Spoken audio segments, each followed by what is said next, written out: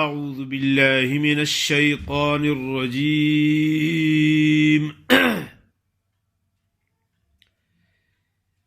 بسم الله الرحمن الرحيم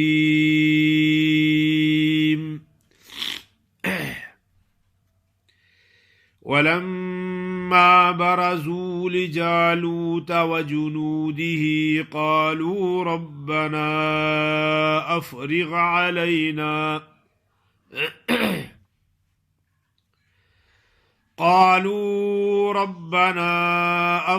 علينا صبرا وثبت أقدامنا وانصرنا على القوم الكافرين فهزموهم بإذن الله وقتل داود جالوت وآتاه الله الملك والحكمة وعلمه مما يشاء ولولا دفع الله الناس بعضهم ببعض لفسدت الأرض ولكن الله ذو فضل على العالمين تلك آيات الله نتلوها عليك بالحق وإنك لمن المرسلين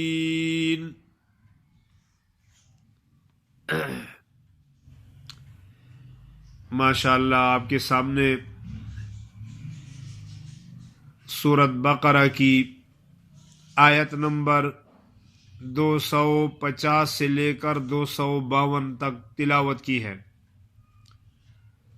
سورۃ بقرہ کی آیت نمبر 250 سے لے کر 252 تک تلاوت کی ہے۔ وَلَمَّا بَرَزُوا، میم مشدد ہے، جب میم مشدد ہوتی ہے تو اس پہ غنہ بھی ہوتا ہے۔ غنہ کی معنی ہے ناک میں آواز لے جانے کو غنہ کہتے ہیں۔ وَلَمَّا بَرَزُوا لِجَالُوتَ وَجُنُودِهِ قَالُوا رَبَّنَا أَفْرِغْ عَلَيْنَا قالو قاف الف قا ہے اور قاف موٹا بھی ہوتا ہے، الف مدہ ہے۔ قالو شارٹ نہیں کرنا، قالو ربنا افرغ علینا صبرا وثبت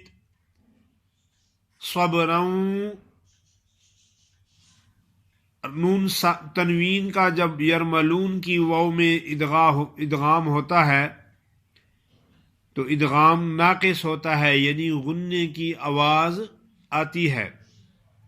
صبرا وثبت نہیں پڑھنا، صبرا ناک میں آواز چلی جائے، غننے کی آواز کو باقی رکھنا۔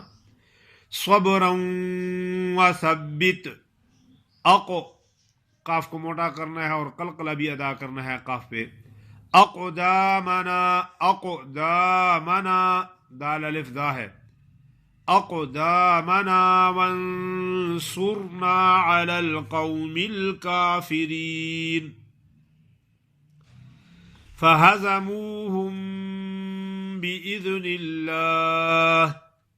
فہزموہم، کچھ لوگ ایسے پڑھتے فہزموہم، وہ مدہ نہیں پڑھتے۔ فہزموہم، میم ساکن کے آگے با آ گئی ہے تو اخفا کرنا ہے، یعنی غنہ کرنا ہے۔ میم ساکن کا اخفا ہے، اس کو اخفائے شفوی کہتے ہیں۔ فہزموہم بِإِذْنِ اللَّهِ، وقتل داود جالوت وآتاه الله الملك والحكمة وعلمه مما يشاء ولولا دفع الله الناس بعضهم ببعض لفسدت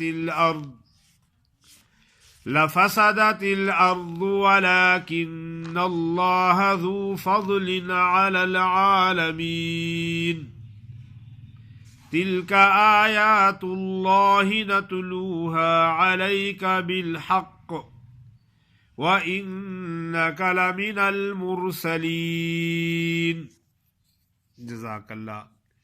آج تھوڑی طبیعت میری ٹھیک نہیں ہے، بس یہ تھوڑا کافی ہے.